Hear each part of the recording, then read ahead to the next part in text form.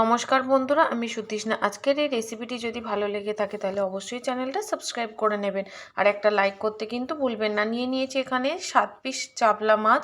এই মাছগুলোকে খুব ভালো করে কেটে ধুয়ে নিয়ে নুন হলুদ মেখে রেখে দেবো 15 মিনিটের জন্য।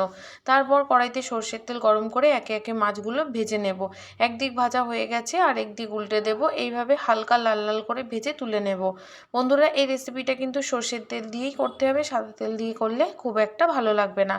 মাছগুলো সমস্ত ভেজে নেওয়া হয়ে গেলে দিয়ে দেবো 3 চামচ বেটে রাখা সর্ষে, লঙ্কার গুঁড়ো, হলুদ গুঁড়ো, কয়েকটা কাঁচা লঙ্কা ভাঙা আর সামান্য মশলা ধোয়া জল। এবার খুব ভালো করে নাড়াচাড়া করে নিয়ে দিয়ে দেবো স্বাদ মতো নুন আর টমেটো। খুব ভালো করে কষিয়ে নেওয়া হয়ে গেলে পরিমাণ মতো জল দিয়ে দেবো।